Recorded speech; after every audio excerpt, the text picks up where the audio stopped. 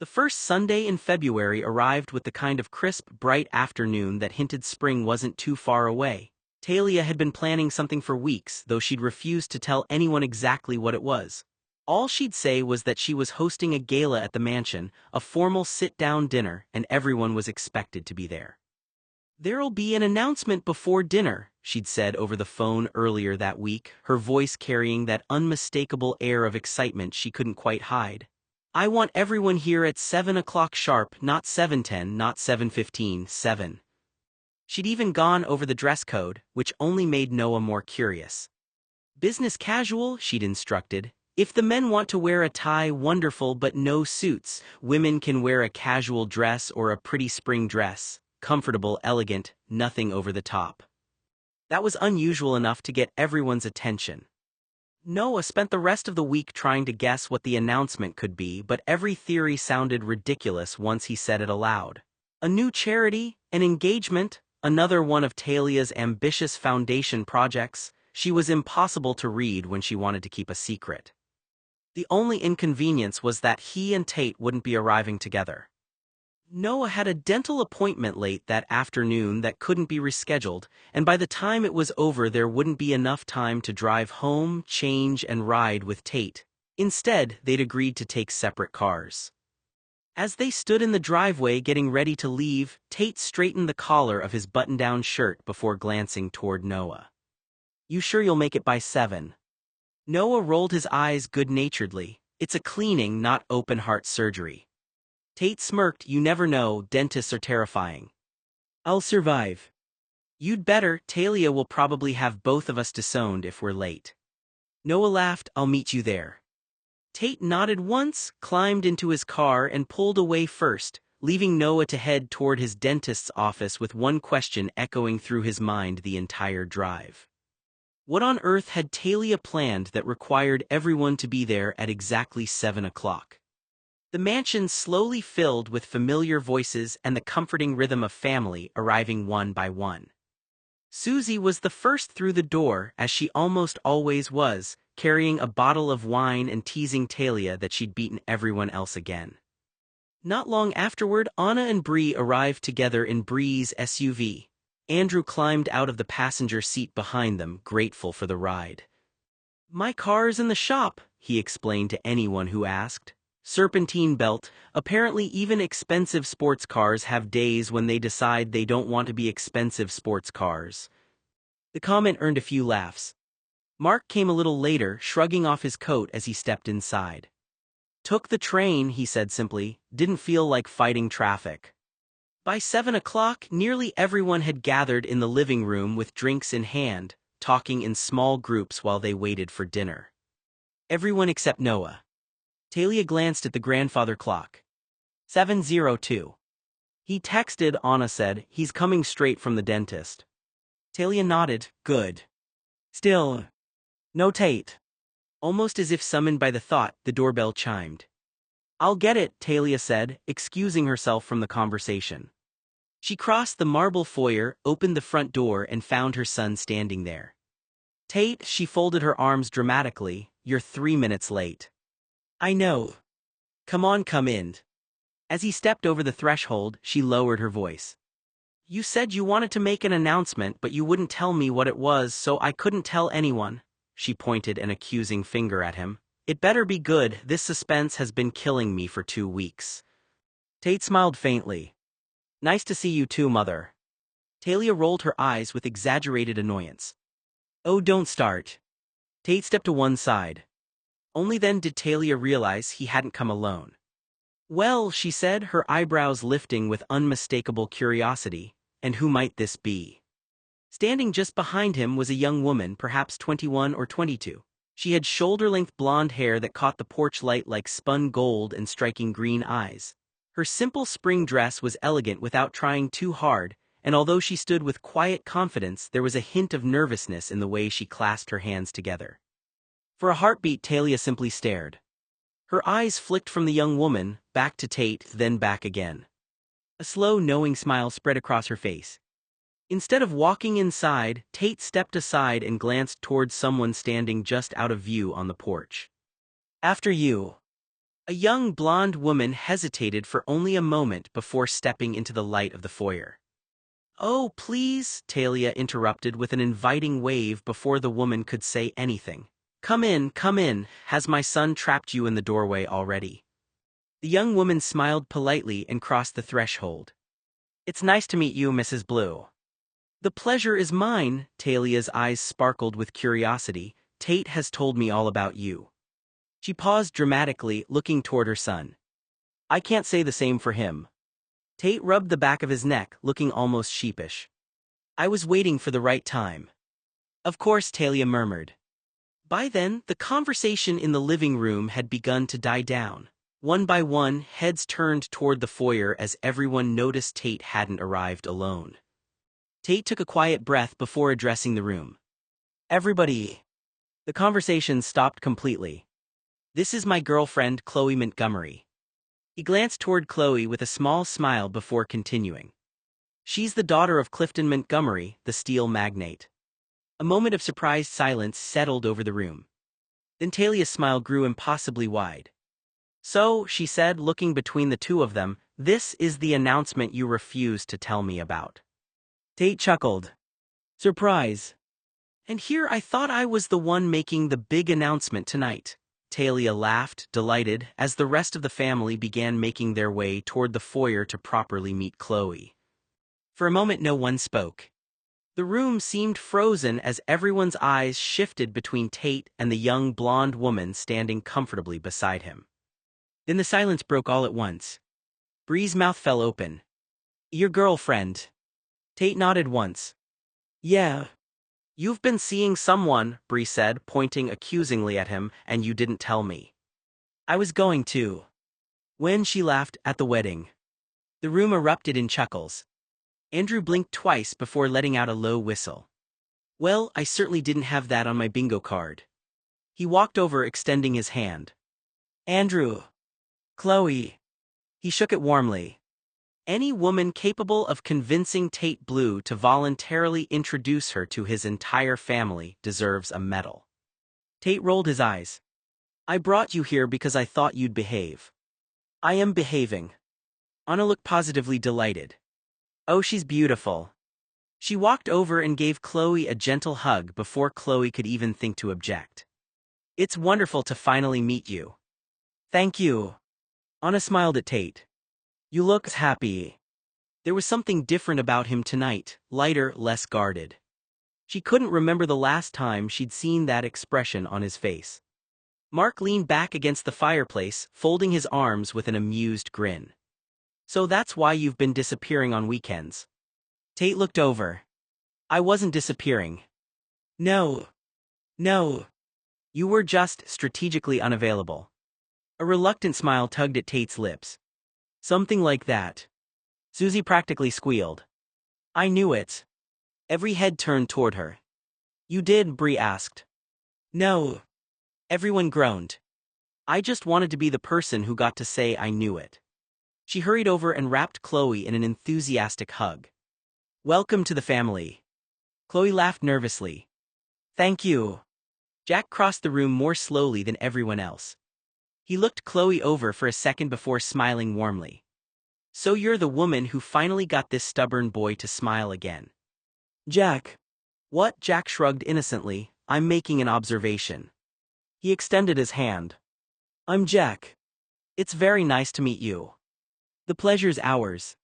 He squeezed her hand gently. "Anyone who makes Tate this comfortable is already off to a good start."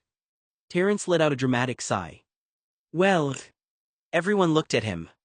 "There goes every eligible bachelor rumor in the city."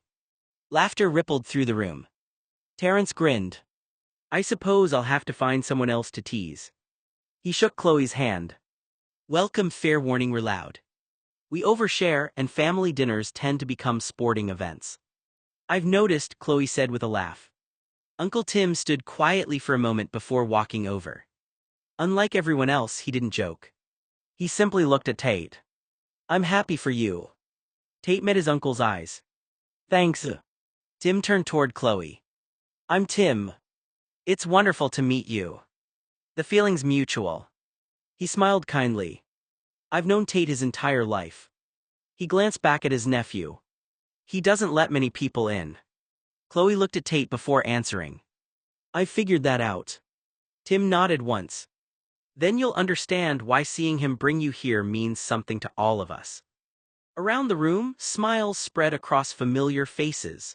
The surprise had given way to genuine excitement. Whatever Talia's announcement had been, it had suddenly become secondary. Tonight, the biggest news was that the most private member of the family had arrived not alone, but hand in hand with someone he clearly cared about.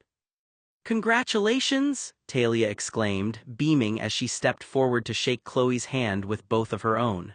Where on earth did you find this beautiful goddess, Tate? Tate chuckled. At an art gala. Of course you did.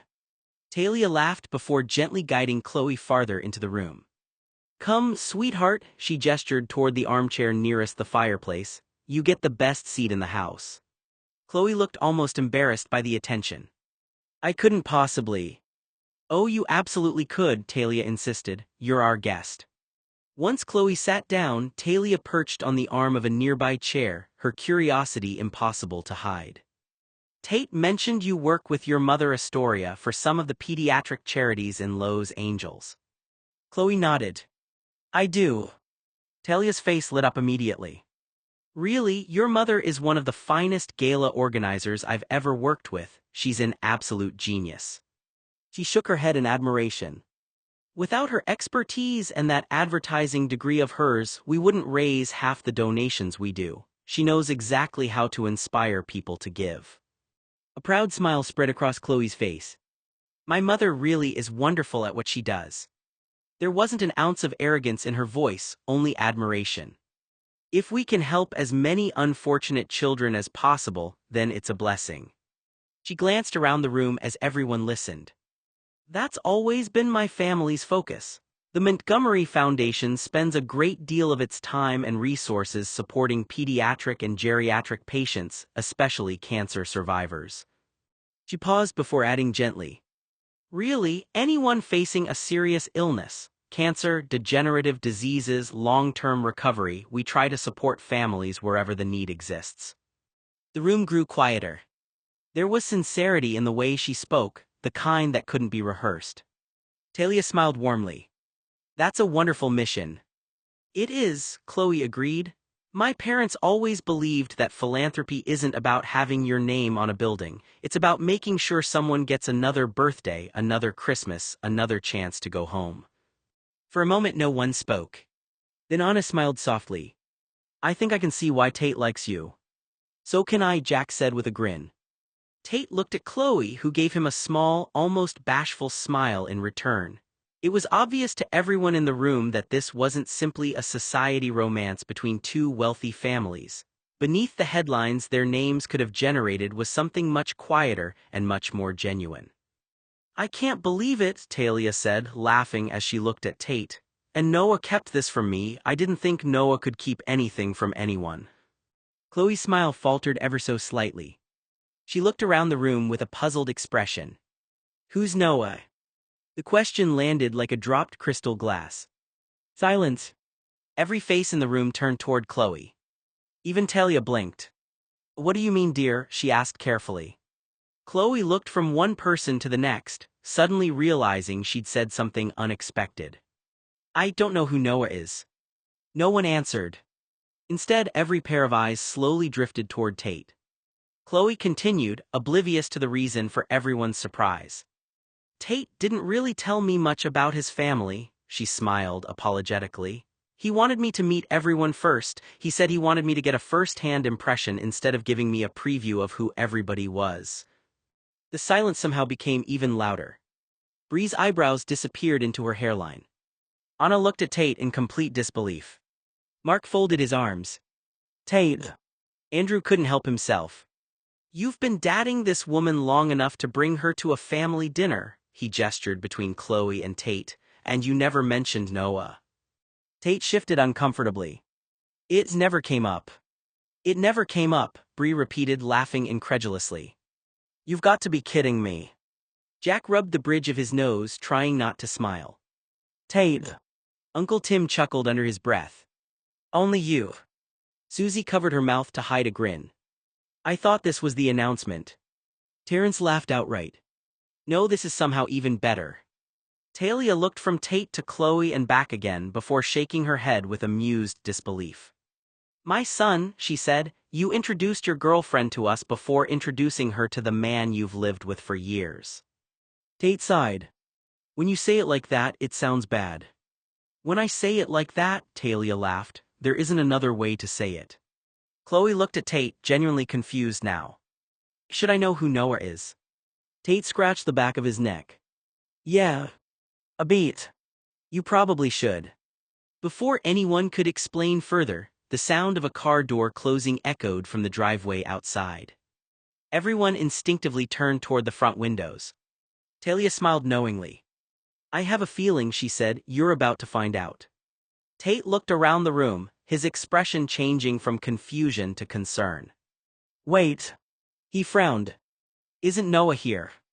He glanced toward the living room. I thought he was in there when I announced everything.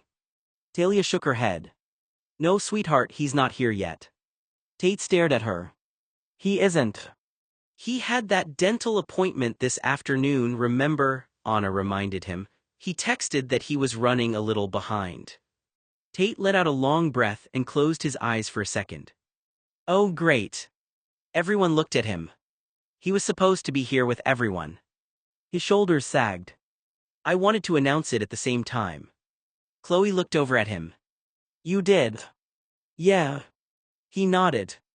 I didn't want anybody feeling hurt or left out because they found out after everyone else. His eyes drifted toward the front door. Especially Noah. The room grew quiet again. Jack smiled faintly. That was thoughtful. It wasn't supposed to happen like this, Tate admitted.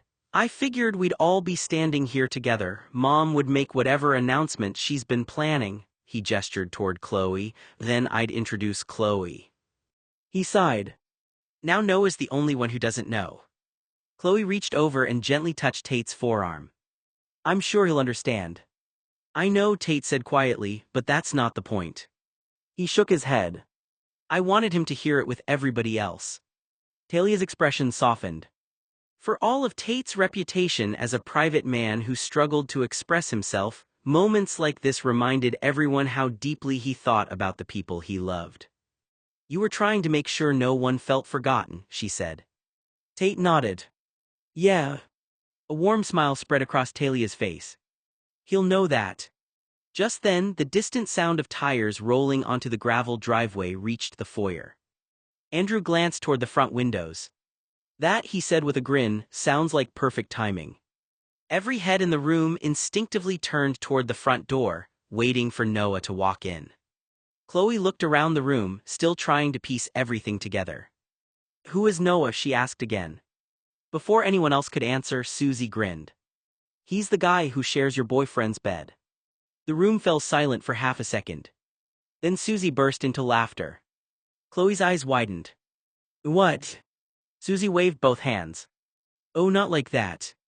More laughter rippled through the room. They've been sharing a house for years, she clarified. Sometimes if one of them had a rough day or there's a thunderstorm or they've been talking half the night, they'll end up crashing in the same bed, their childhood buddies. They're ridiculously close, Bree added with a smile. Like, Susie said dramatically, stretching the words out, really close. Chloe blinked a few times, looking from Susie to Tate. You never mentioned him. Tate pinched the bridge of his nose. I know. Susie slapped her knee. Oh man. She pointed at Tate. You are in hot waters.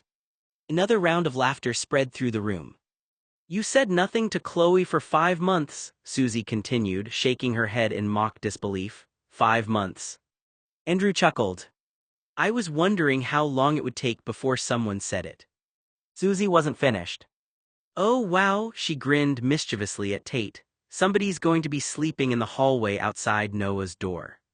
Susie, Anna said through a laugh, you're making it sound so much worse than it is. I know, Susie replied cheerfully, that's what makes it funny.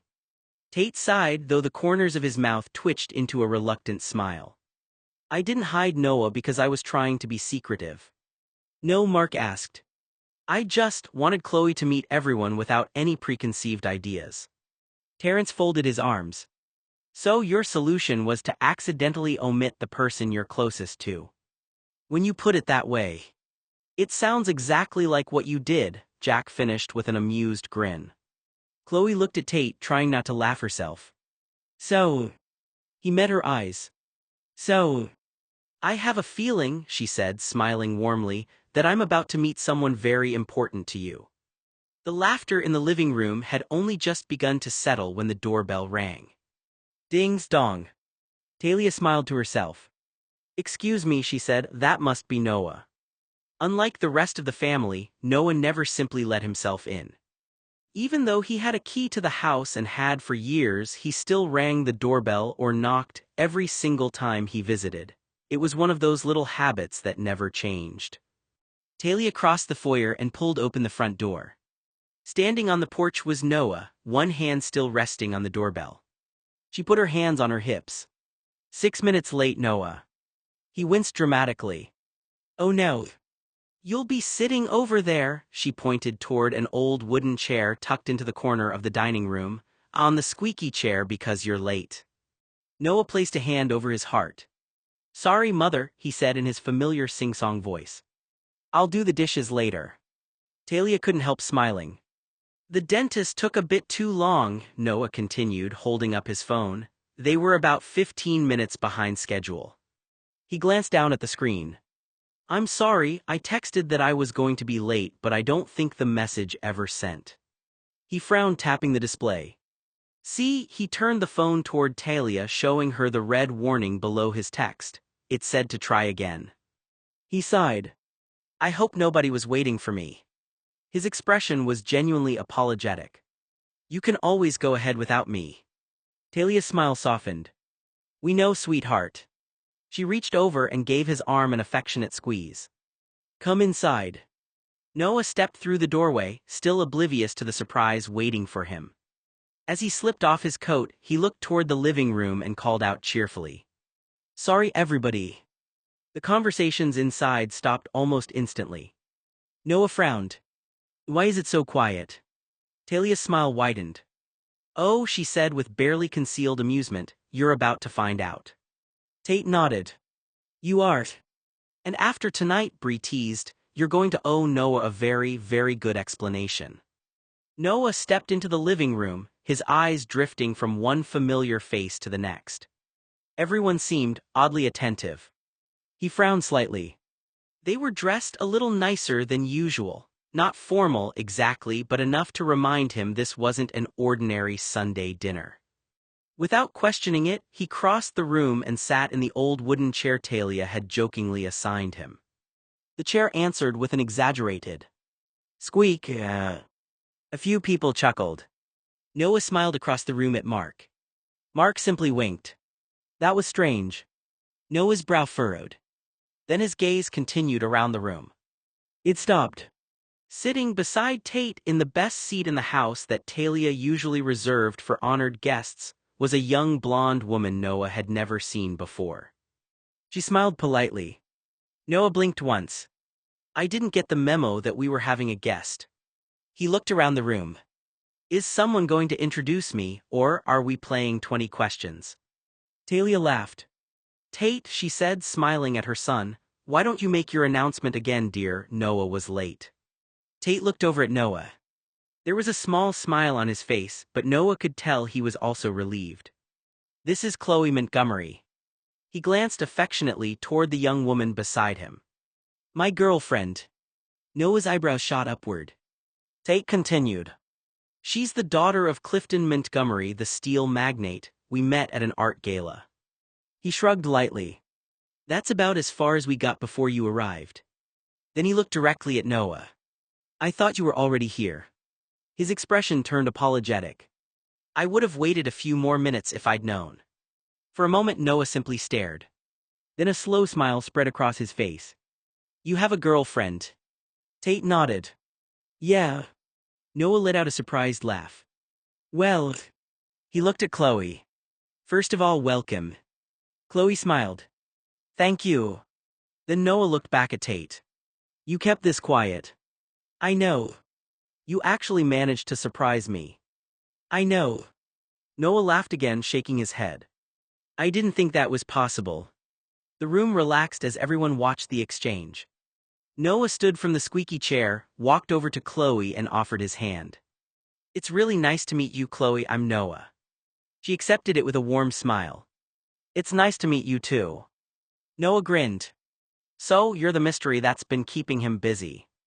Tate groaned softly. Noah. What? Noah said innocently, I'm happy for you. He gave Tate a quick, affectionate pat on the shoulder. I really am.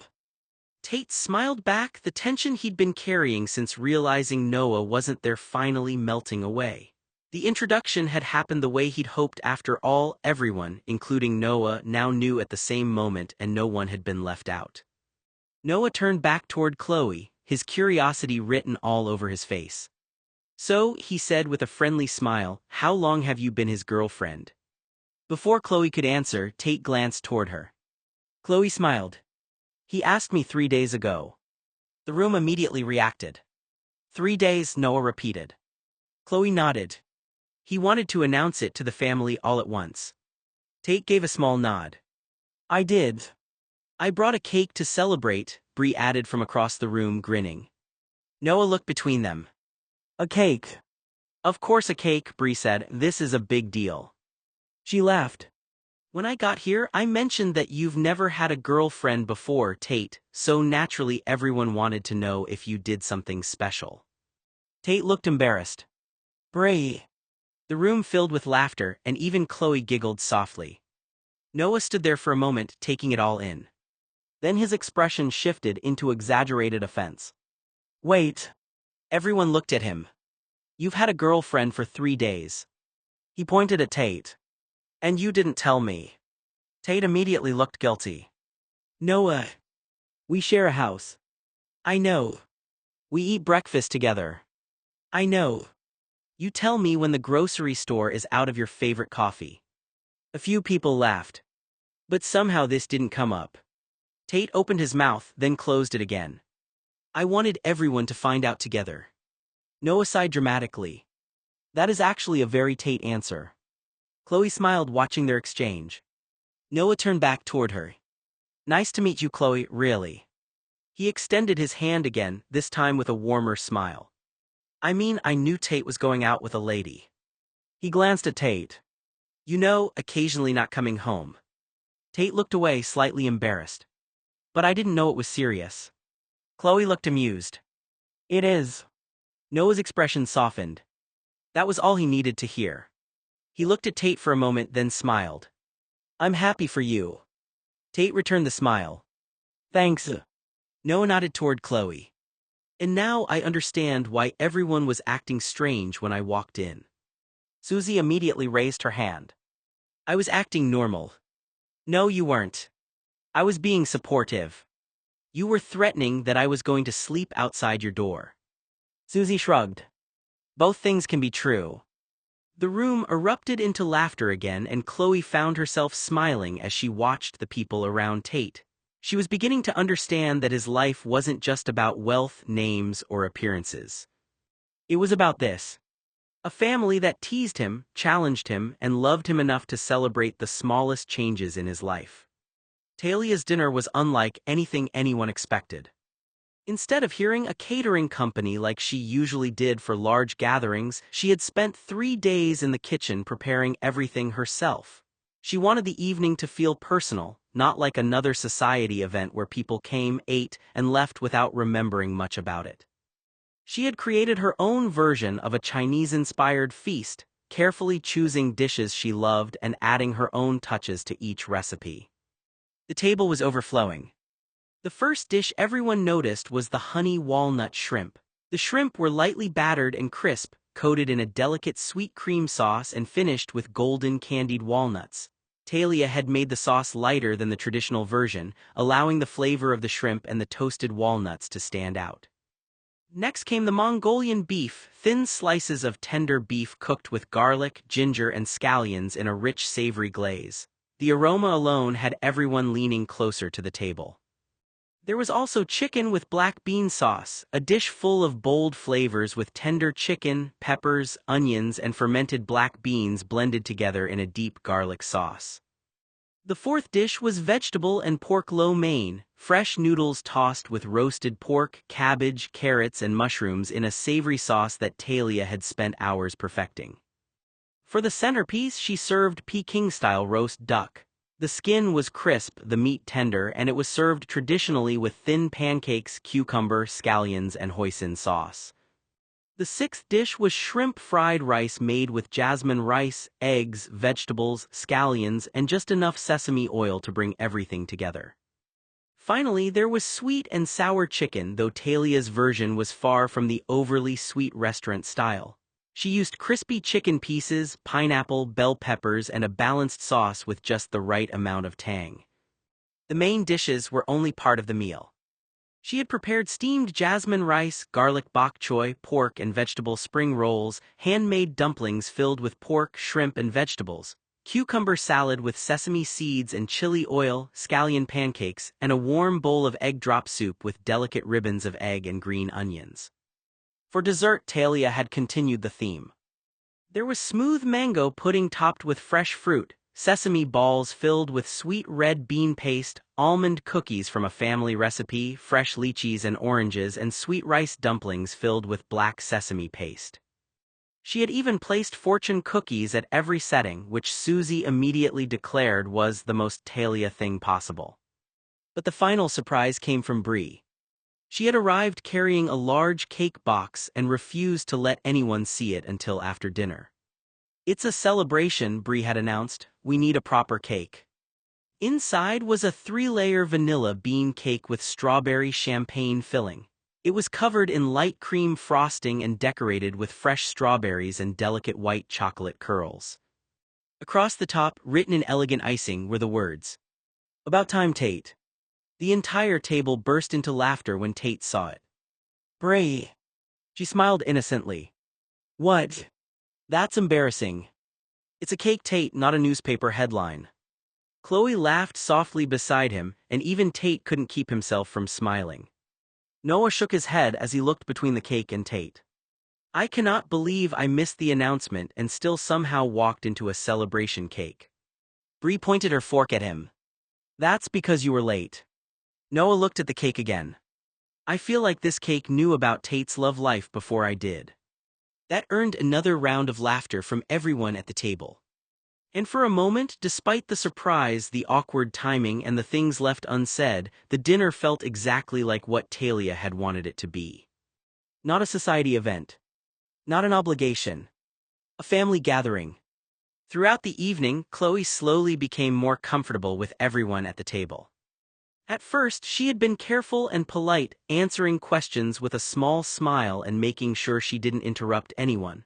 But as the hours passed and the conversation became easier, everyone began to see more of her personality.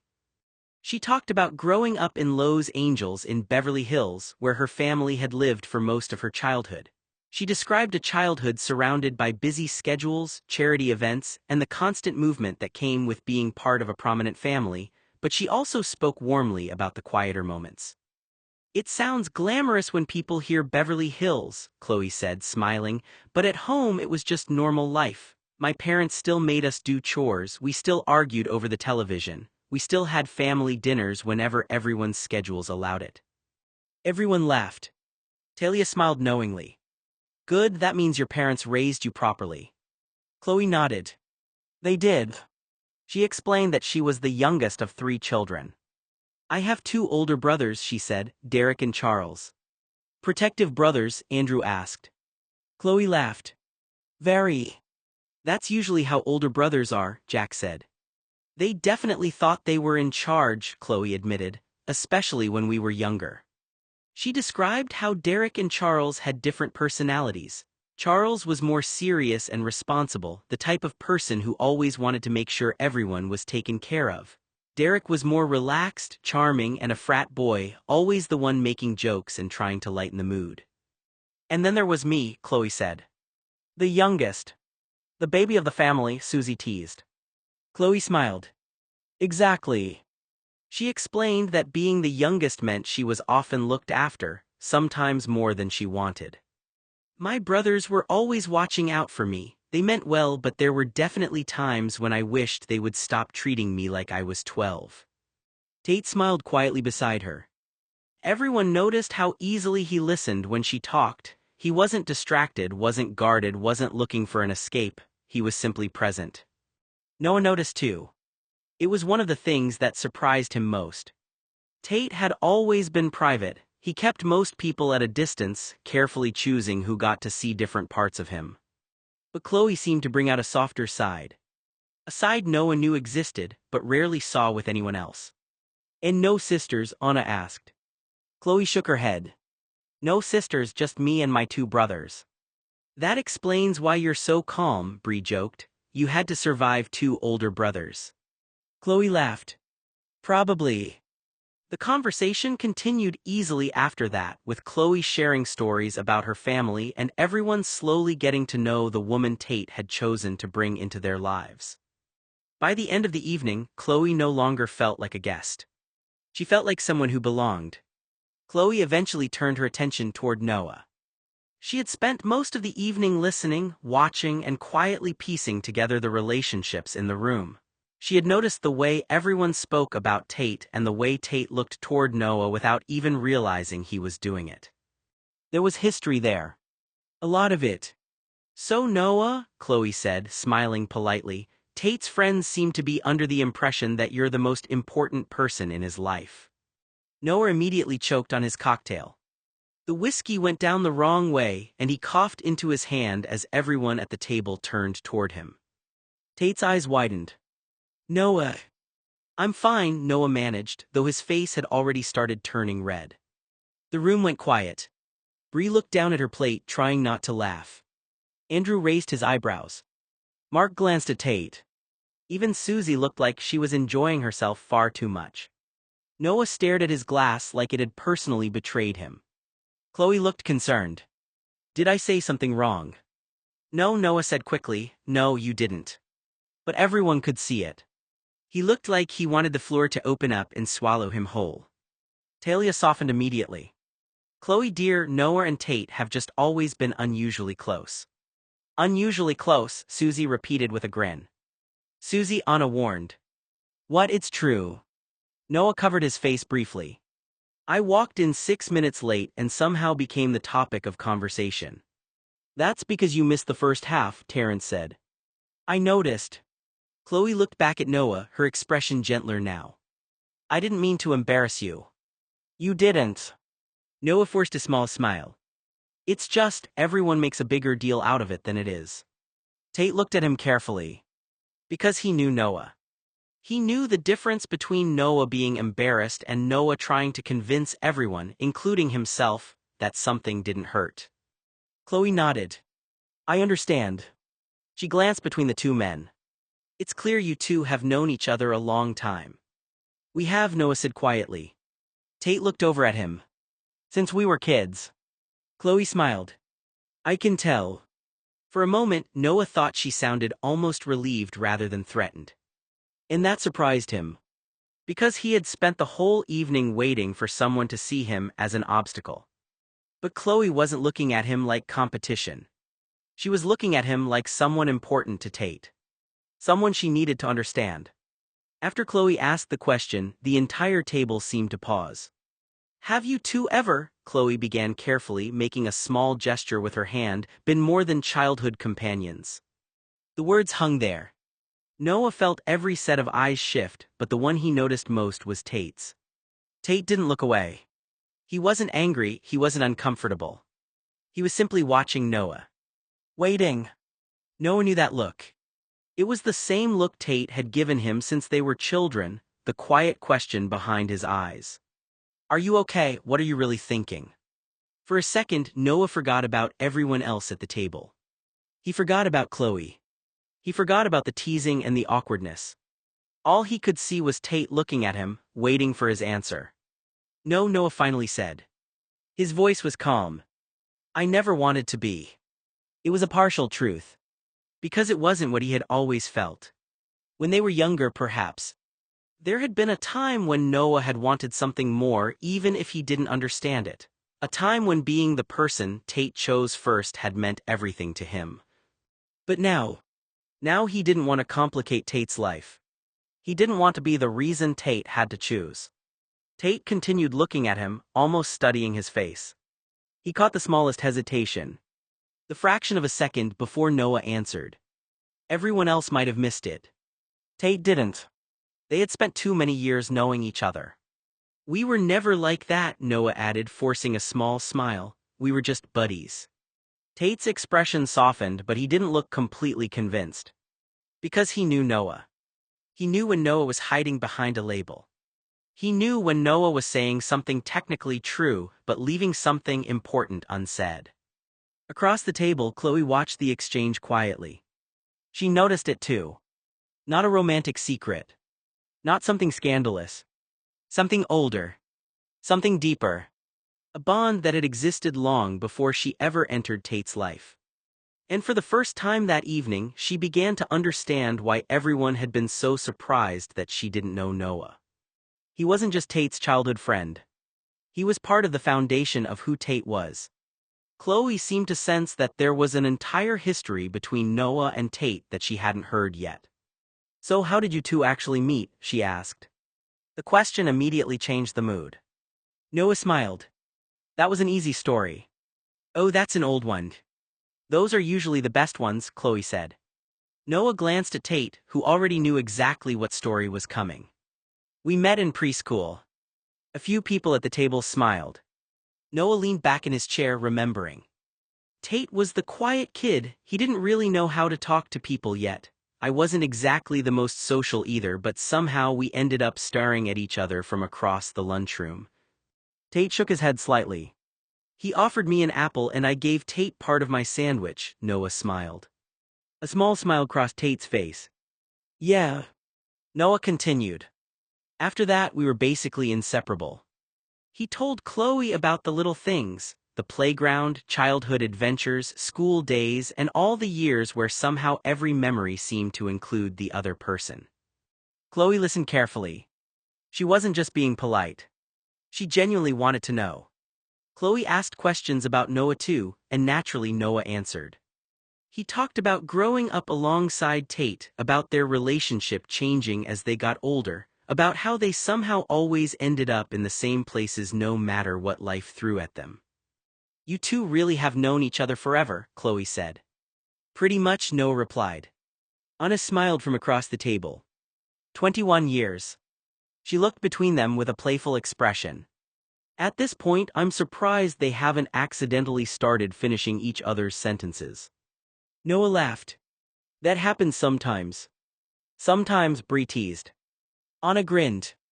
And don't forget, they've shared the same bed for 21 years. Noah immediately froze. Anna. Bree nearly dropped her fork.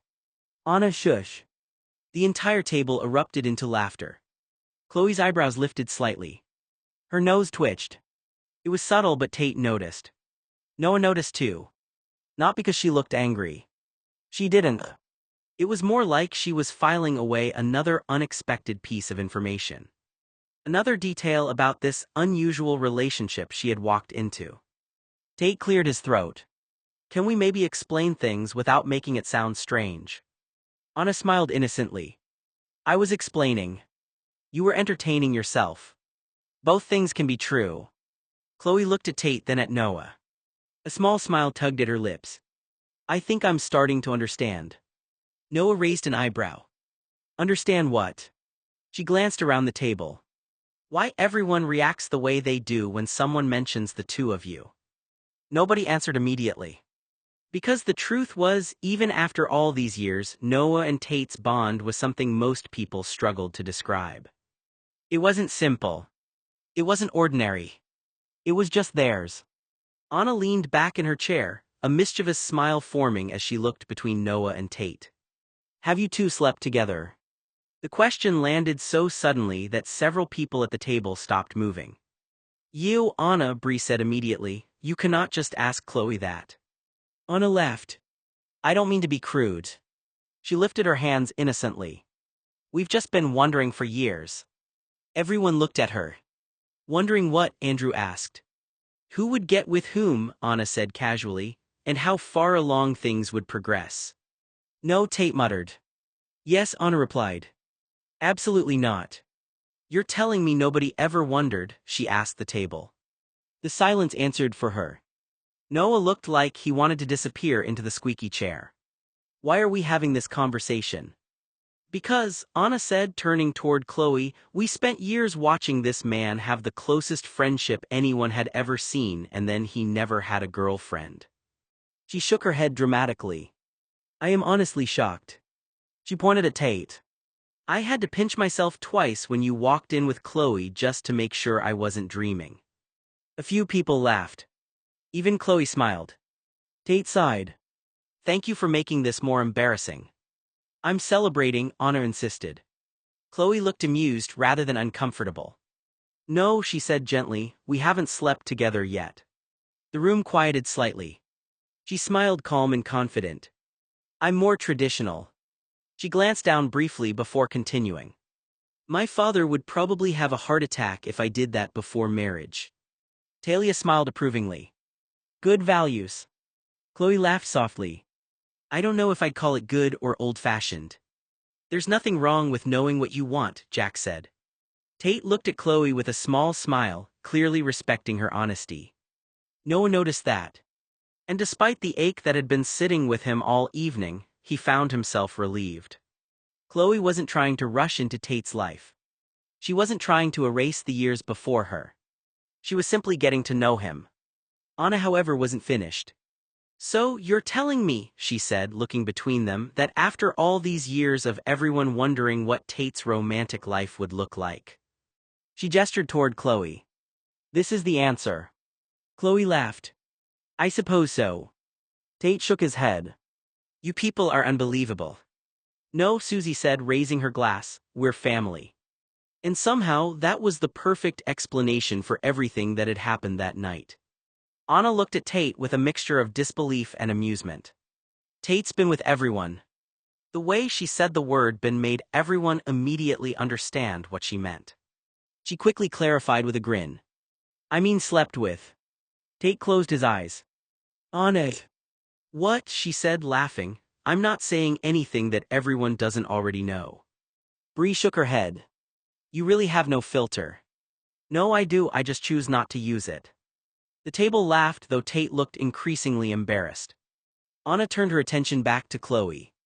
He's never had a girlfriend before. She shook her head like she still couldn't believe it. I honestly can't believe he has one now. Chloe smiled softly, glancing at Tate. I know. Anna pointed at her. See, even she understands why we're surprised. Tate gave her a look. Can we please stop discussing my personal life like I'm not sitting right here? No, Susie said immediately. Everyone laughed.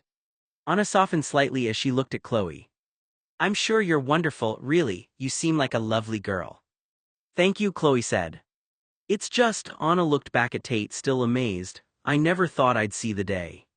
She shook her head. I just can't believe he's with a girl beyond the bedroom. The words hung there for a second. Then Tate groaned. That sounded worse than you meant it. Anna laughed. You know what I mean.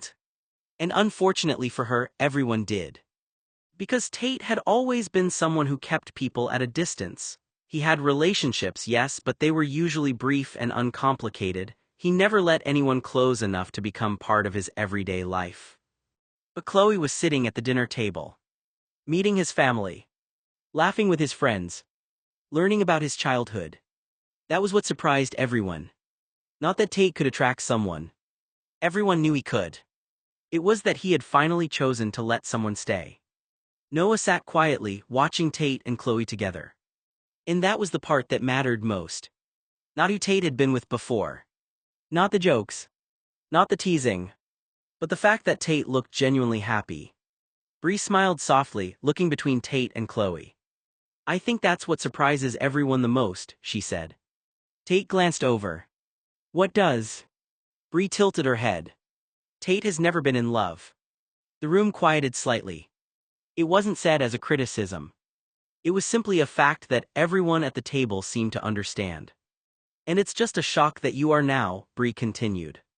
Tate looked down at his plate for a moment, unsure how to respond. Bree shrugged gently. I mean, people can date without being in love. You can spend time with someone, enjoy their company, even care about them. She glanced at Chloe. But love is different. Chloe listened quietly. After 25 years of watching Tate be completely uninterested in anything serious, Bree smiled, it's hard to believe this is actually happening. Andrew nodded.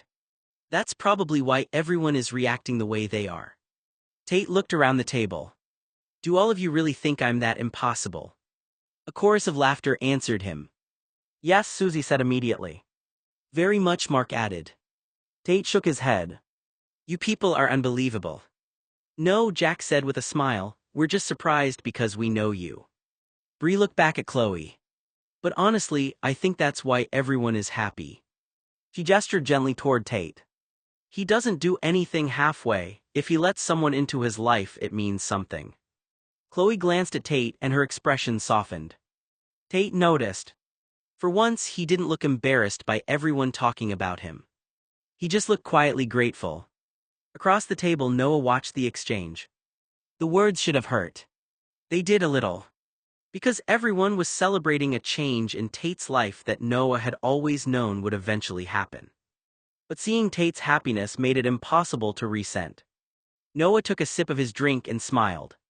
A real smile this time. Because after 25 years of knowing Tate, he understood something everyone else was just beginning to see. Tate didn't give his heart easily. Which meant Chloe must have been someone very special. No one seemed to notice at first. Everyone was caught up in the excitement, the teasing, the questions, the disbelief that Tate had finally brought someone home. They were happy for him and they meant well. But no one noticed. He always noticed. Every time the conversation drifted toward love, relationships, or whether Tate had ever truly been in love before, something in Tate changed. It was subtle enough that most people missed it. The smile stayed. The polite answers stayed. But the ease disappeared. Tate became quieter, his shoulders tightened slightly. He answered questions without offering much more than necessary, as if he was trying to move through a conversation he didn't particularly enjoy. No one knew that look. Tate could handle almost anything: business discussions, arguments, pressure, expectations. But talking about his feelings, that was different. Noah glanced at him and decided to intervene before anyone pushed too far. So, Noah said, setting his glass down, are you planning on moving in with Chloe? The sudden change in direction caught everyone off guard. Tate looked at him. Noah continued casually, leaning back in his chair. Because if you are, I should probably start looking into renting out your room. For a second the table went silent. Then Noah smiled.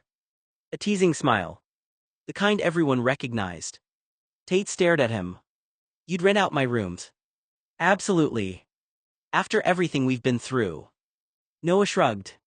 Noah smiled, trying to keep the mood light.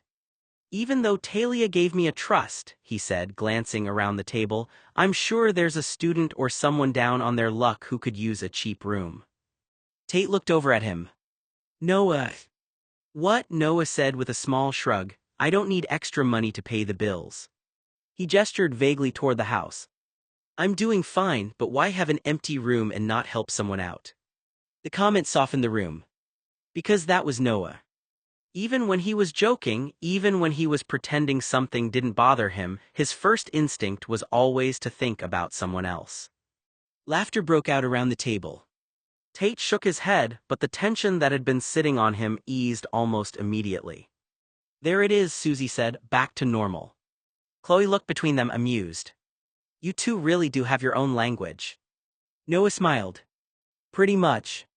Tate gave him a small look of gratitude that most people at the table probably missed. But Noah didn't. He understood. He hadn't changed the subject because he didn't want anyone to know the truth. He changed the subject because he knew Tate didn't like being put on display. Some things between them didn't need to be explained. They just existed. Or even better idea, Noah said suddenly, turning toward Mark. Mark, would you like to move in? Mark looked up from his Manhattan, completely unprepared for the question. Me. Sure, Noah said, completely serious. I have a room, you need a place, seems practical. Everyone at the table immediately recognized the look on Mark's face. He was about to make this worse. Mark took another slow sip of his cocktail. Maybe. Noah raised an eyebrow. Maybe. Mark leaned back in his chair, pretending to consider the offer. We could have sleepovers. A few people immediately started laughing. Mark, Bree warned. What? Mark said innocently. Movie marathons, he continued, popcorn tastings, cocktail parties. Noah nodded along. That actually sounds pretty good. Mark smiled. Exactly. Then he looked directly at Tate. I don't even need a bedroom, Noah. The room went quiet. Noah slowly turned toward him. You don't. Mark shook his head. No. A grin spread across his face. I'll just move into your bedroom. Several people burst out laughing. Tate froze. His hand tightened around his glass. Mark noticed immediately. That was the reaction he wanted. And if you can do it, Mark continued, nodding toward Tate, then you and I can do it. Tate stared at him. Do what? Move in together. Noah covered his mouth, trying not to laugh. Mark continued, completely enjoying himself. You can move in with Chloe and I can move in with Noah. Everyone wins. Get lost, Tate said flatly. The table erupted. Mark just smiled. There it is. Tate looked at him suspiciously. You did that on purpose. Maybe. You absolutely did. Mark shrugged. I just wanted to see if you were listening. Noah laughed softly. Everyone knew what Mark was doing. He wasn't serious. He wasn't trying to cross any boundaries. He was teasing Tate because he knew exactly how protective Tate was of the people closest to him. And right now Tate was proving the point. His face remained calm, but his grip on his glass had become noticeably firmer. Noah caught it. So did Mark. The joke had worked. For a few minutes, nobody was talking about love, relationships, or the things Tate hated being questioned about. They were just laughing again. And Tate, despite pretending to be annoyed, looked a little more like himself. Near the end of the evening, the conversations had softened into smaller groups. Plates had been cleared, the last of the desserts had been eaten. And everyone had settled into that comfortable feeling that came after a long family dinner. Tate glanced toward Chloe and noticed her reaching for her coat. Before she could put it on herself, he picked it up and gently draped it around her shoulders. I'll take you home, he said. Chloe smiled. You don't have to, I live about 2 blocks from here. I know. He adjusted the collar of her coat. But I'm walking you out. The simple gesture didn't go unnoticed. Talia smiled to herself. Tate had always been protective, but tonight there was something different about it, softer. Tate looked back toward the room. I'll be back in 10 minutes. Then his eyes landed on Noah. Be here when I get back. Noah raised his eyebrows. Why would I go anywhere? Good, don't. If you're smart, I'll come pick you up, Tate added. No need, Noah said easily. Mark's driving me home. Tate's attention immediately shifted toward Mark. The look he gave him was subtle. But not subtle enough. It was the look of someone silently saying, don't you dare. Mark noticed. A slow smile spread across his face. What? Tate stared at him. Nothing. Everyone who knew Tate knew that meant it was definitely something. Mark simply took another sip of his drink, enjoying himself. Chloe laughed softly as she watched the exchange. You two really are something. Noah smiled. That's what everyone keeps telling us. Tate shook his head, but he was smiling too. He opened the door for Chloe and walked her outside toward his car. She glanced back once at the house, at the family still gathered inside, then at Tate. I had a really nice time. Tate smiled. Good. I was nervous. I know. You knew. I could tell. Chloe looked amused. And you still brought me. Of course. She smiled at that. Tate opened the passenger door for her, waited until she was settled, then walked around to the driver's side.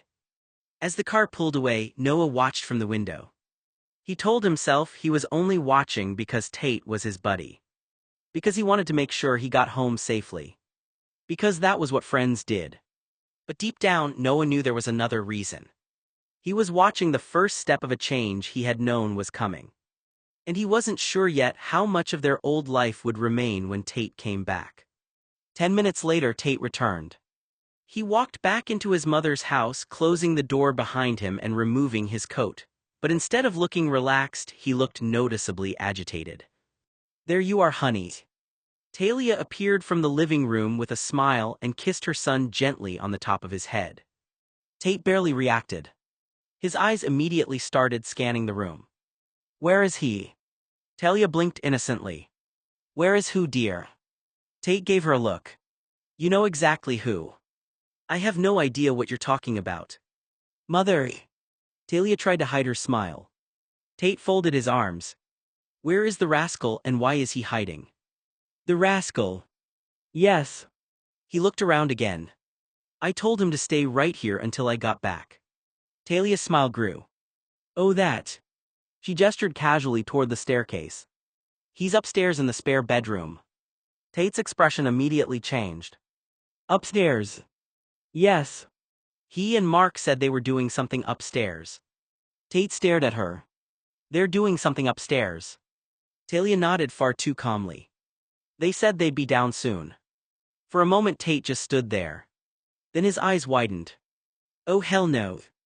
Everyone in the living room immediately started laughing. "Tate," Jack warned, already amused. "No." Tate pointed toward the stairs. "No, absolutely not." He started walking. "Tate, sweetheart." "No." His pace quickened. "That pervy man has been teasing me all night." Mark's voice echoed faintly from upstairs. "I can hear you." "Good." The room erupted. Tate reached the bottom of the stairs, looking completely offended. "Nobody touches Noah." More laughter. Talia shook her head. "Oh, my dramatic child." "I mean it." Tate, Noah called from upstairs, laughing. "We're fine." Tate stopped. There was a pause. Then he looked back at his mother. "You knew exactly what you were doing." Talia smiled. "Perhaps." Tate sighed, but the corner of his mouth lifted despite himself. Because as ridiculous as the situation was, it was familiar. It was teasing. It was home. And after a night of changes, surprises, and realizing that things might not stay exactly the same forever, maybe he needed something that reminded him some things weren't changing at all. Tate opened the spare bedroom door. For a moment he simply stood there. The scene in front of him was not at all what he had expected. Mark was sitting on the bed, leaning back comfortably, while Noah sat between his legs with a large photo album open in front of them. They weren't doing anything suspicious. They weren't even paying attention to the doorway. They were looking through photographs. Noah was completely absorbed. "This is the photograph Talia took of Tate and me when we were in Barbados a few years ago," Noah explained, pointing at the picture.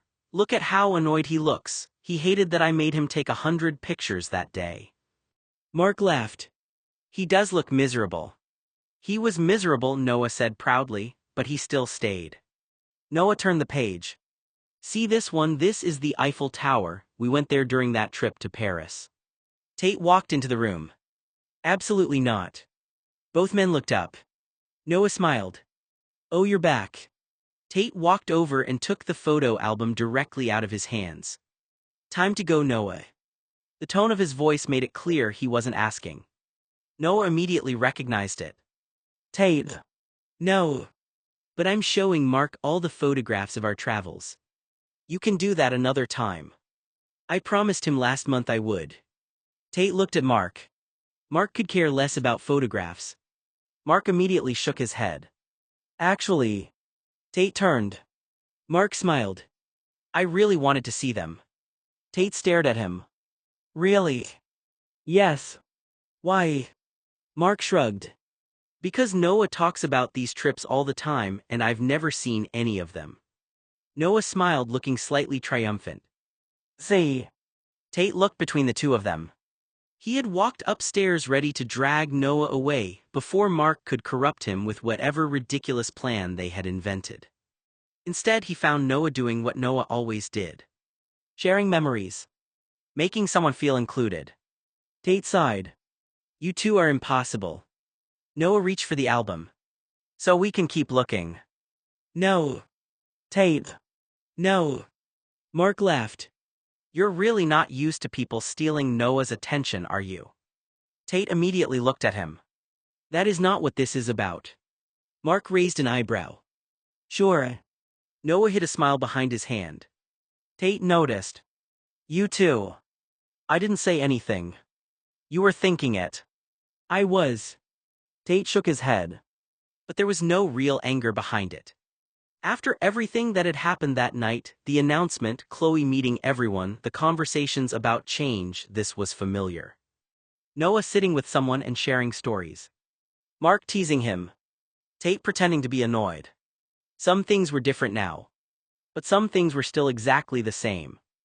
Tate stood rigid in the middle of the room, arms crossed tight over his chest. His eyes locked on Mark like a guard dog watching someone reach for his favorite toy. The warning came out low and steady. You steal anything, Mark, Tate said, that belongs to me, and you will be looking up close at the wallpaper. He shook his head once, slow and deliberate, making sure Mark caught every word. Mark only giggled, the sound light and teasing. He dragged Noah backward until the smaller man's back pressed flush against his chest. Mark's arms looped around Noah's waist, holding him there like a prize.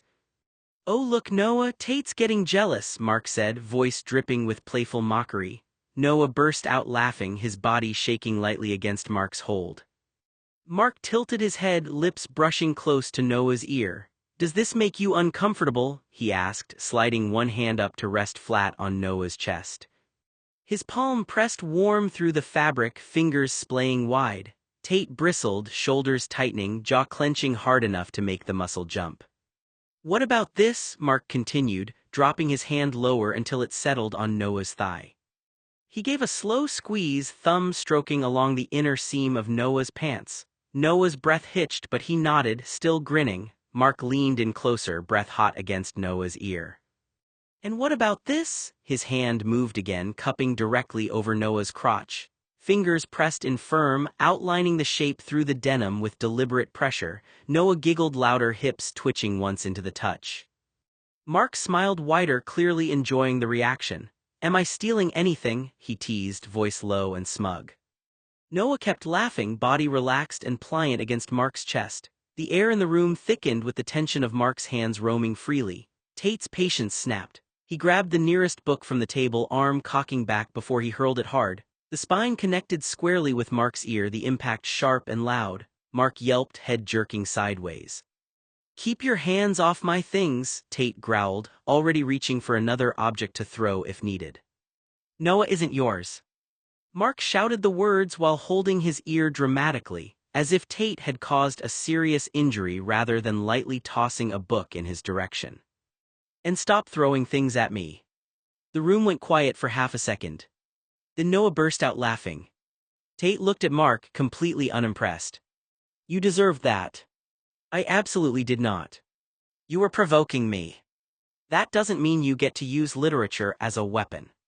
Noah shook his head, still laughing. You two are unbelievable. Mark pointed at Tate. See, this is exactly what I'm talking about. What? You act like Noah is your responsibility. Tate frowned. He is my buddy. Mark nodded. I know. Then what's your point? Mark's grin softened slightly.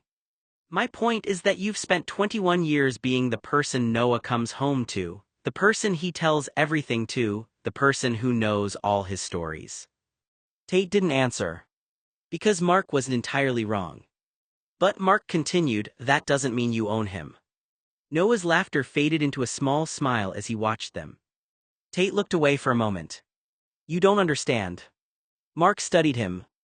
Do you? Tate gave him a look. Yes. A pause. Then quieter he added. I know. The room became less playful for a moment. No one noticed. He always noticed.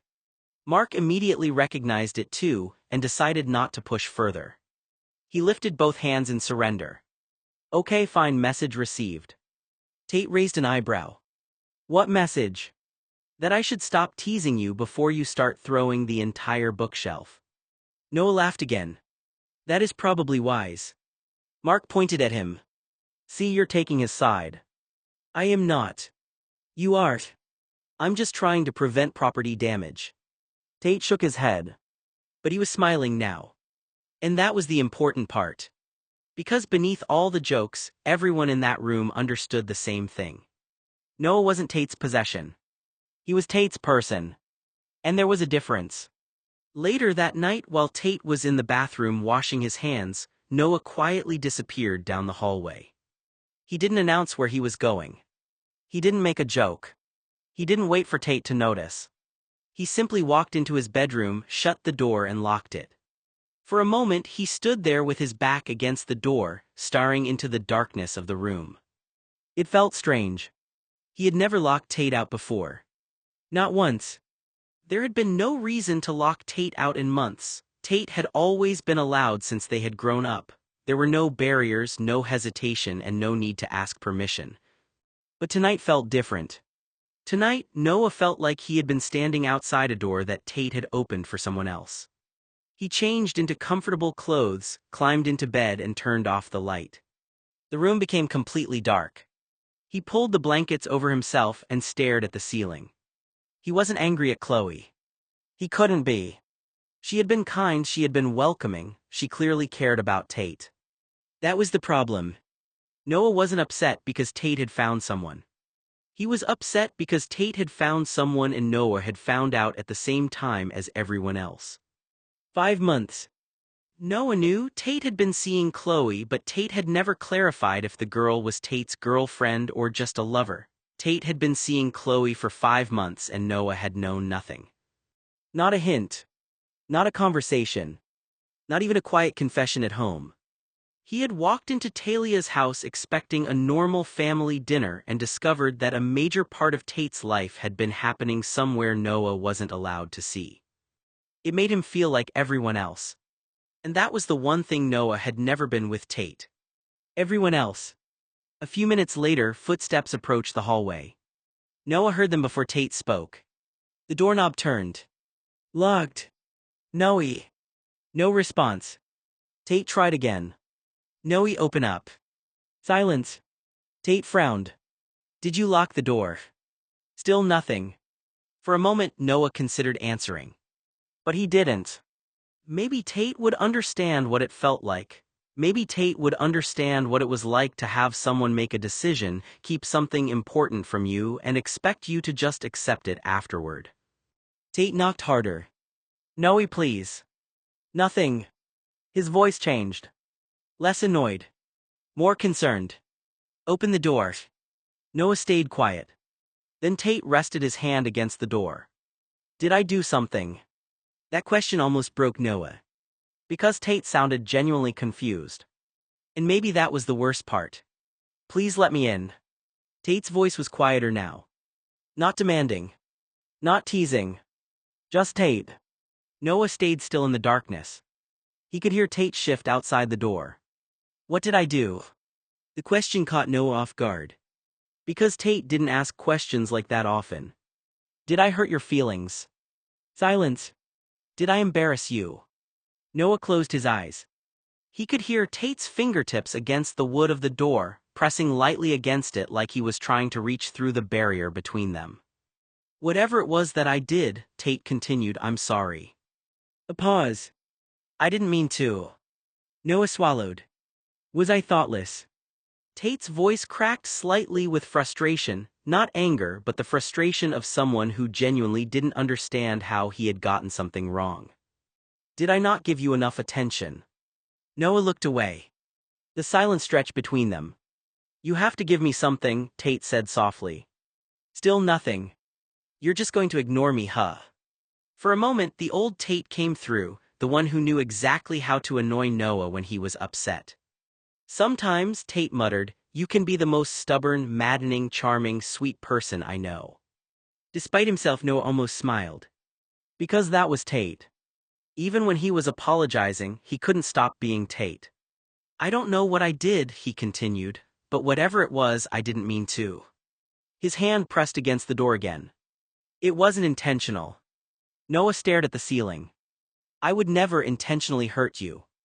Those words landed harder than Noah expected. Because that was the problem. Tate hadn't meant to hurt him. He hadn't done anything cruel.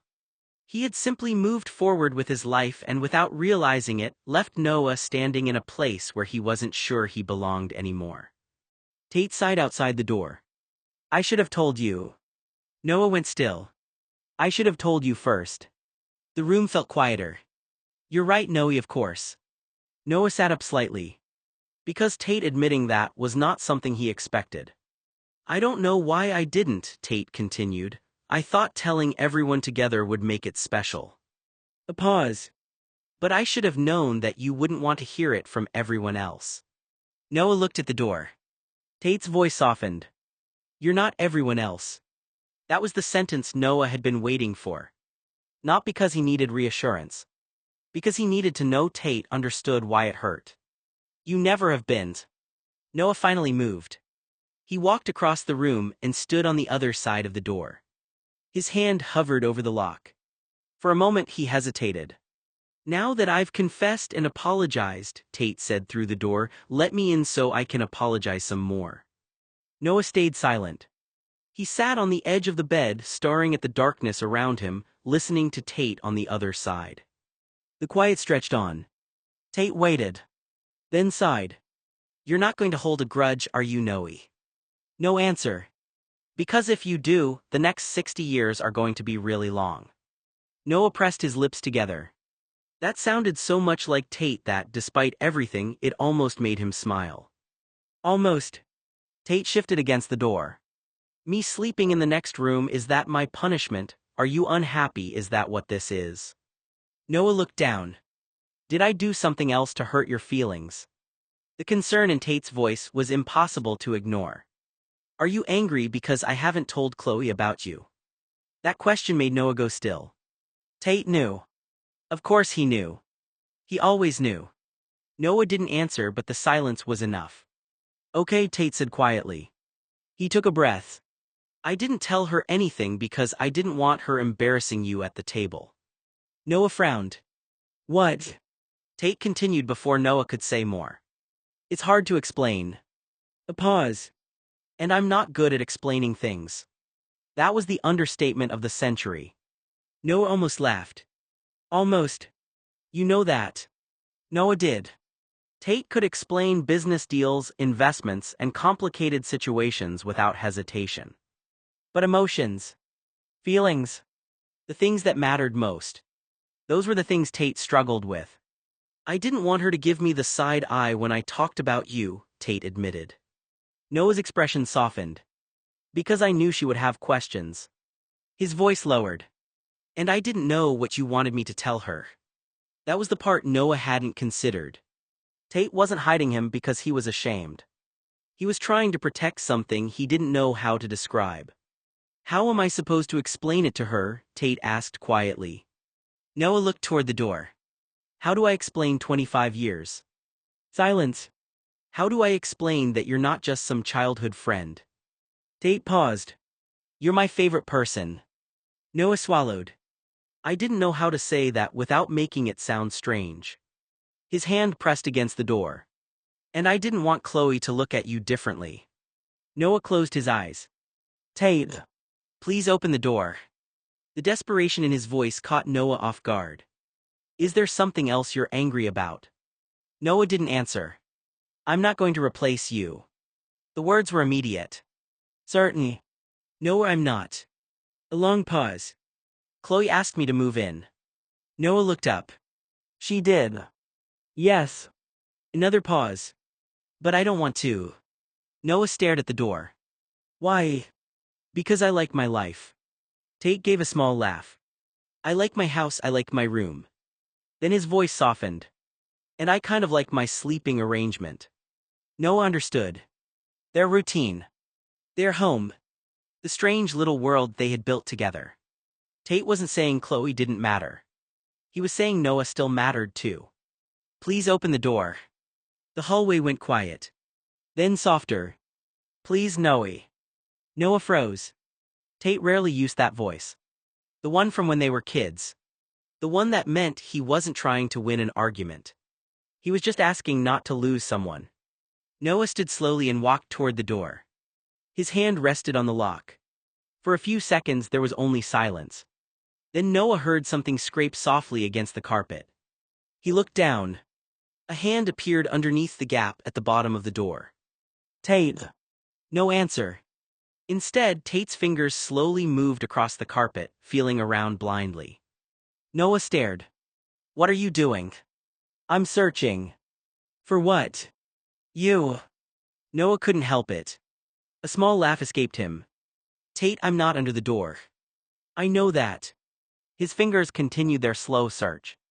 But I know you. No, you don't. I do. A second later, Tate's fingers brushed against Noah's ankle. Got you. Noah froze. Tate. I have your ankle, Noe. Noah looked down at the ridiculousness of the situation. 21 years of friendship. A locked bedroom door. And Tate was now trying to emotionally negotiate by grabbing his ankle through the crack. Tate let go. No. Noah sighed. Why? Because if I let go, you might walk away. The answer was so simple that it caught Noah off guard. Tate's hand loosened slightly but didn't disappear. I have a present. Noah frowned. A present. Yes. At midnight. Yes. Through a locked door. Yes. Noah shook his head. You are unbelievable. I know. A pause. And it has your name on it. Noah looked toward the door. What is it? I'm not telling you. Then how am I supposed to know I want it? Because it's for you. Noah was quiet. Tate lowered his voice. I can't push it underneath the door. That finally made Noah smile. Why not? Because it's too big. That sounds suspicious. It isn't. Coming from you, that's not convincing. Tate laughed softly. The sound eased something in Noah's chest. I can't believe you're making me beg outside my own your bedroom. You caused the problem. I know. That answer was immediate. Noah looked down. Tate didn't argue. Didn't defend himself. Didn't try to explain it away. I know I hurt you, Tate said quietly, and I hate that I did. Noah swallowed. I don't want you to feel like you're being replaced. The words sat between them. I don't want you to feel like you don't matter anymore. Noah stared at Tate's hand, still wrapped gently around his ankle. You could have just said that. I know. A pause. I'm saying it now. Noah looked at the lock. Then down at Tate's hand. Finally he reached down and unlocked the door. Tate immediately pulled his hand back and stood. For a moment, neither of them moved. Then Tate held out a small wrapped box. Your present. Noah looked at it. You actually had a present. Yes. You planned this. No. A beat. Well, not originally for this exact moment. Noah raised an eyebrow. Tate smiled slightly. I was going to give it to you when I got back. Noah took the box. And for the first time that night, the distance between them felt a little smaller. Days before Chloe had ever entered his life, Tate had attended another one of the endless charity galas that filled his calendar. It was held in the ballroom of an old hotel overlooking the harbor, the kind of event where everyone wore expensive watches, drank champagne they barely tasted, and smiled just long enough to impress the photographers. Tate hated those evenings. Not because of the charity. He genuinely cared about the causes. He hated the people who attended only to be seen. He had stepped away from the ballroom onto a quieter terrace with a glass of sparkling water, hoping for 5 uninterrupted minutes. Instead, he heard someone call his name. Tate Blue. He turned to find 4 familiar faces approaching him, all people he'd known for years through charity boards, fundraisers, and social events. Dylan. Where have you been hiding? Dylan asked, shaking his hand. Oh, Tate replied, working. That's all you ever do. Another woman, Vanessa, smiled. And avoiding all of us. I wouldn't say avoiding. You absolutely would. They laughed, forming a loose circle around him. For the first few minutes, the conversation stayed pleasant. Business. Investments. Upcoming fundraisers. Vacation homes. The usual topics. Then someone mentioned Noah. So, Vanessa said casually, swirling the champagne in her glass, "How's Noah doing?" Tate smiled without thinking. "He's good. Still living together." "Yes, however, I'm the one living with him since he owns the house." Someone whistled. 20-something years and counting. Tate nodded. "Pretty much." Dylan grinned. "You know." The grin alone was enough to make Tate suspicious. "What?" "I've always wanted to ask." Tate sighed internally. "Here we go. You two are actually together, aren't you?" Tate blinked. "What? You and Noah?"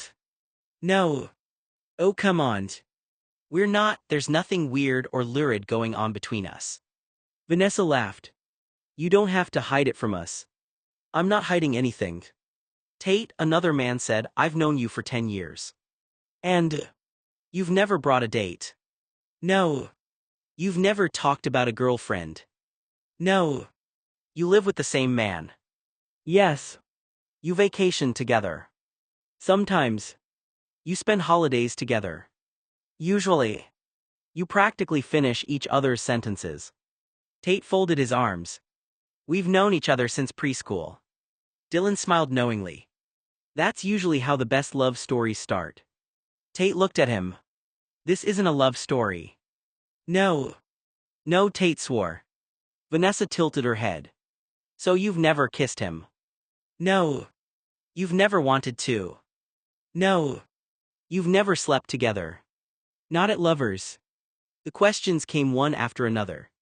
"So who's the little spoon?" Tate stared. "What?" "When you sleep." "We don't." "You share a bed, don't you?" "Sometimes." A chorus of raised eyebrows met that answer. "Oh my God. I knew it. I told you." Tate pinched the bridge of his nose. "We shared a bed because it was practical." "Practical?" "Yes." Vanessa laughed. "That's the least convincing answer I've ever heard." Another guest leaned into the conversation.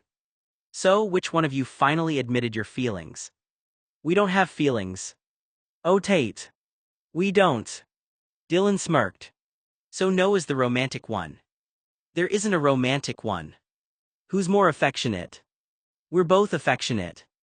"See." Tate sighed. "I meant as buddies."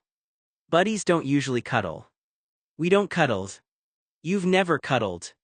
Tate hesitated. "Eh." "Not intentionally."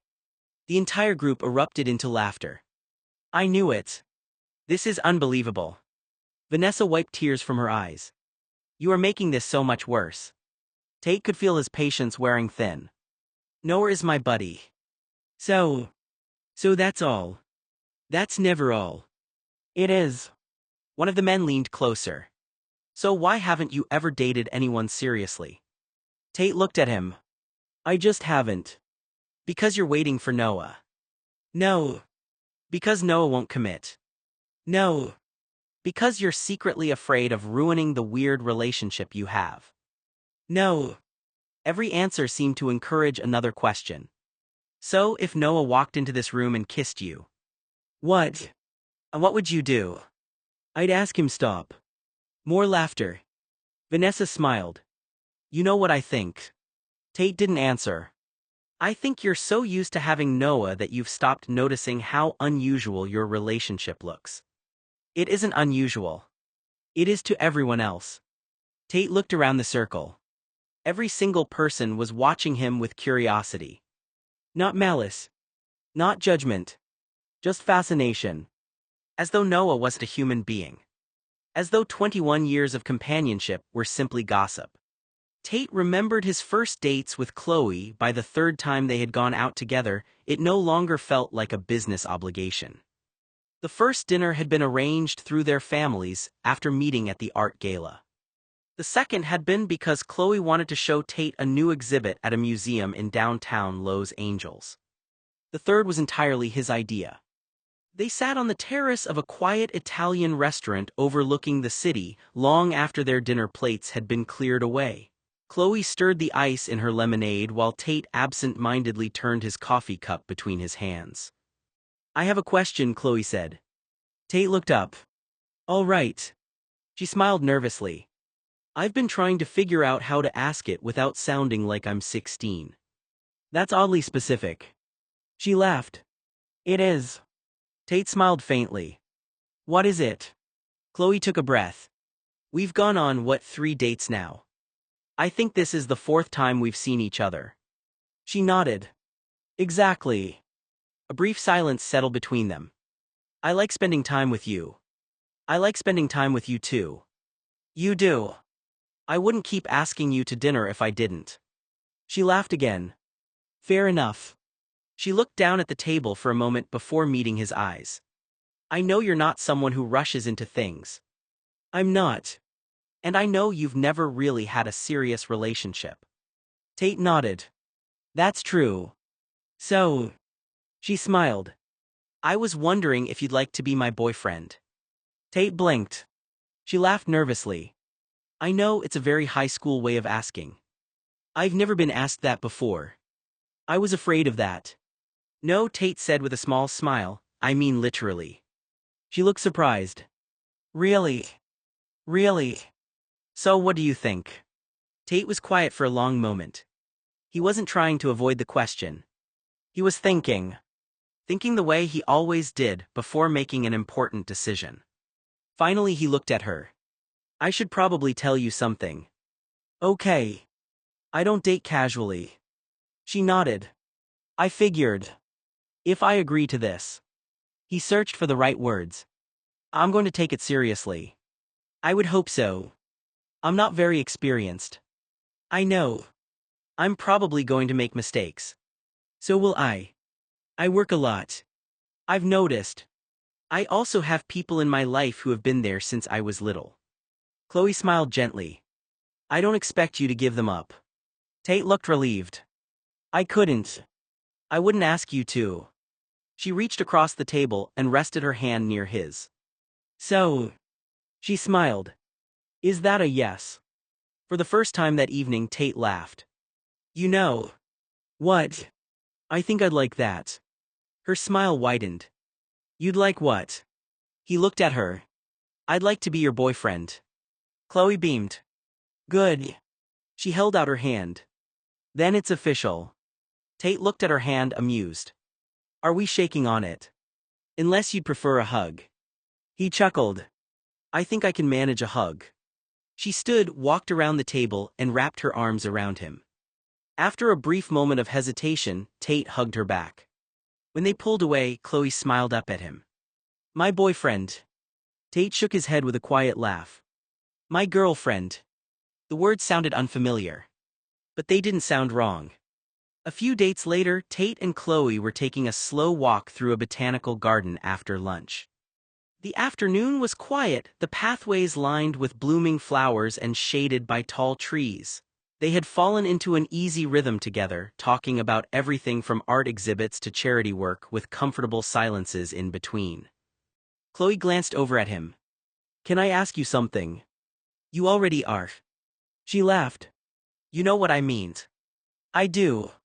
She took a breath. Do you ever see yourself getting married? Tate looked at her. She immediately held up both hands. I'm not proposing or anything. His eyebrow lifted. She said with an embarrassed smile, I like knowing whether things could move in a certain direction someday. She shrugged. And if they can't, that's okay too, I'd just rather know now than make assumptions. Tate thought about it for a moment. Then he shook his head. I'm allergic. Chloe blinked. To what? Marriage. She laughed. And wives. Another laugh. Kids. She was smiling now. Legacies. What? I break out in a rash, Tate said with a perfectly straight face, right about here. He gestured vaguely toward his dick. Anytime someone brings them up. Chloe burst into laughter. You're impossible. So I've been told. She wiped a tear from the corner of her eye. I've never heard anyone describe marriage as an allergy. It's a severe condition. Should I call your doctor? He can't help me. She shook her head, still laughing. I was worried you were going to give me a long, philosophical answer. I don't do philosophical. I've noticed. They continued walking. After a moment, Chloe spoke again. I don't really want kids. Tate looked at her. I've never wanted them. She shrugged. It's surprisingly hard to find a man who's genuinely okay with that. She smiled. So many people assume I'll change my mind. I've heard that happens. It gets old. She looked at him. I've met plenty of successful men who talk about heirs and carrying on the family name. Tate groaned dramatically. There it is again. What? The legacy conversation. She laughed. Sorry. I told you, allergic. She nudged his shoulder. Poor thing. He smiled. I don't want kids either. Chloe stopped walking for a moment. You don't? No. Never. Tate shook his head. Never. A smile spread across her face. That's actually nice to hear. It surprises people. It surprises me. He looked ahead at the winding garden path. I've never pictured myself as a father. And I never pictured myself as a mother. For a moment they simply stood there. Then Chloe smiled. Well, at least we're compatible on one very important topic. Tate nodded. I'd say so. She slipped her hand into his. I like finding things we agree on. Tate looked down at their joined hands before giving them a gentle squeeze. So do I. They continued down the garden path together, the conversation drifting to lighter topics, both quietly relieved to discover they wanted the same kind of future, even if it looked different from what everyone else expected. They lingered on a quiet bench overlooking the botanical gardens, the afternoon beginning to cool as the sun dipped lower in the sky. For a while neither of them spoke. Chloe broke the silence. Can I ask one more question? Tate gave her a sideways look. You've asked a lot today. I know. She smiled sheepishly. I'm curious. What is it? She hesitated before asking. Have you ever been in love? Tate's shoulders stiffened almost imperceptibly. He looked away toward the gardens. I don't like talking about feelings. There was no irritation in his voice. Just discomfort. Chloe noticed it immediately and nodded. That's fair. She didn't press him. Instead, she folded her hands in her lap. I'll take a turn instead. Chloe looked back at him. I've only been in love once. He stayed quiet listening. It was in college. She laughed at herself. Stupid UCLA. Tate smiled faintly. All that freedom and all that drama. What happened? She shook her head. I fell in love with one of my professors. Tate blinked. A professor. Mem. That's complicated. You don't have to tell me. She smiled ruefully. It was the biggest mistake of my life. Tate waited. He was brilliant. She stared out across the gardens. Black hair. Tate flinched. She smiled at the memory. Green eyes. A small laugh escaped her. And he was adorable. Tate chuckled. Professor Hui. Very handsome professor. So what happened? Her smile faded. He was married. Tate's expression changed. You didn't know. She shook her head. Not until the day everything blew up. He frowned. What do you mean? A student saw us having lunch together off campus. She sighed. I guess they started asking questions. Then rumors spread. She nodded. A few days later, we were called into the dean's office. Tate listened quietly. He was fired. I'm sorry. I was suspended. She gave a small shrug. I ended up graduating 6 months late. Tate winced. That's rough. It gets worse. She let out a humorless laugh. His wife showed up. Tate looked at her. At the university. She nodded. In front of everyone. Her cheeks reddened slightly even years later. She started screaming. He remained silent. She called me every name you can imagine. Chloe swallowed. Homewrecker. A pause. Whore. She looked down at her hands. The whole campus was watching. Tate frowned. I'm sorry that happened to you. The worst part. She looked at him. I hadn't even slept with him. Tate looked genuinely surprised. You hadn't? No. She shook her head. We'd gone on 4 dates. That was it. That was it. She sighed. Being involved with my professor was inappropriate, I know that now. She smiled sadly. But I honestly didn't know he was married. Tate believed her. I was 20. She laughed softly. I thought I was in love. Another pause. My parents still bring it up every Thanksgiving. Tate couldn't help smiling. They don't let you forget. They absolutely do not. She laughed. My mother still says, find someone who's single this time. Tate laughed out loud. I like your mother already. She has a very dry sense of humor. The laughter faded into another comfortable silence. Chloe glanced at him. Don't worry. He looked over. I'm not going to ask about your feelings again. She smiled warmly. You made it pretty clear that's not your favorite topic. Tate smiled back, visibly relieved. Thank you. For what? For not pushing. Chloe nodded. When you're ready to tell me something. She reached over and lightly squeezed his hand. I'd rather hear it because you wanted to tell me than because I forced you. Tate looked at her for a long moment. Then quietly he said, I appreciate that. It wasn't a declaration of love. It wasn't even close. But for someone who disliked talking about feelings as much as Tate did, it was about as honest as he knew how to be. Tate's expression shifted into a crooked smirk. If I tell you a secret. Chloe looked over at him. You won't tell anyone. She smiled. I promise. He was quiet for several seconds, weighing whether to say it at all. Finally he exhaled. I was 14 and 15. She waited.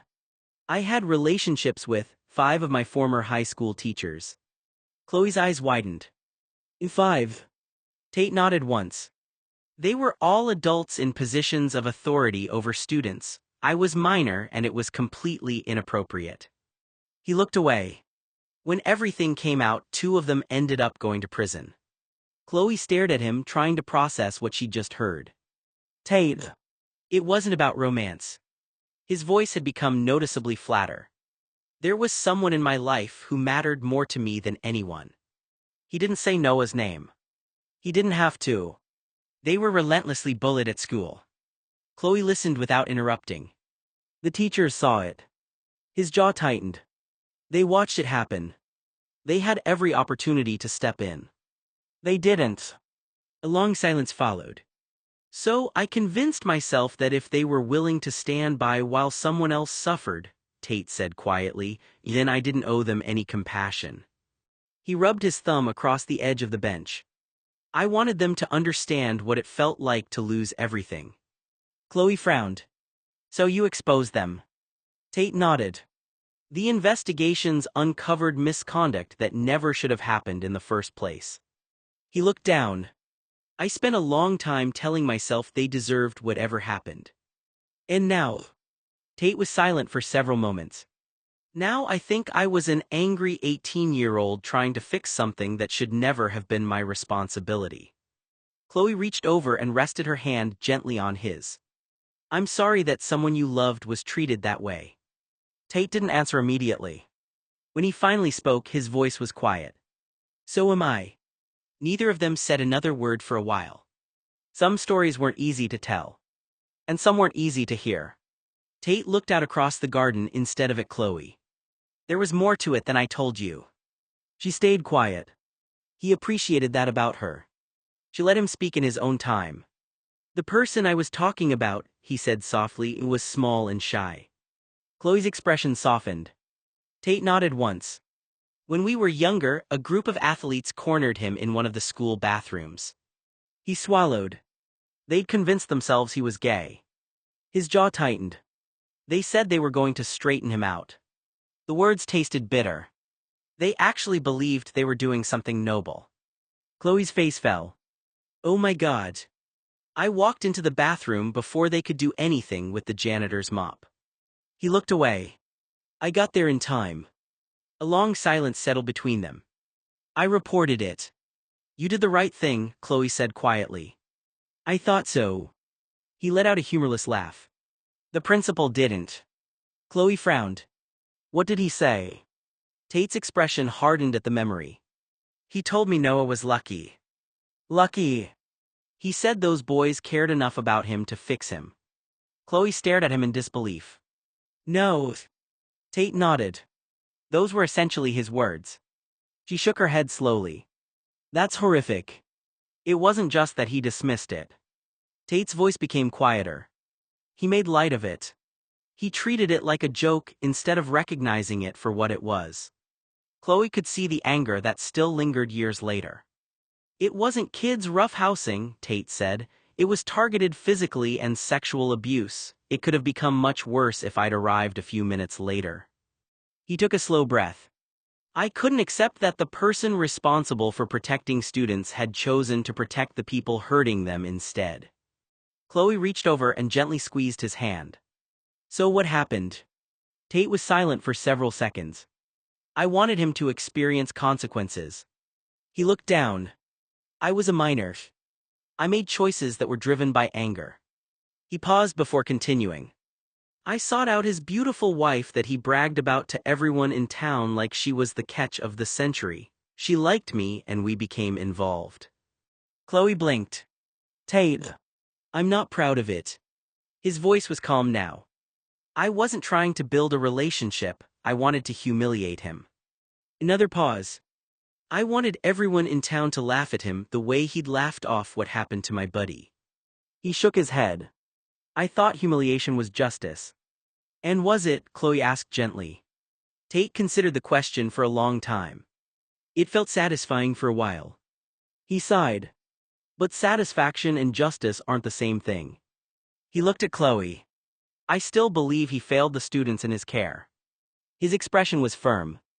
And I still believe turning a blind eye to abuse is inexcusable. Another pause. Chloe didn't rush to respond.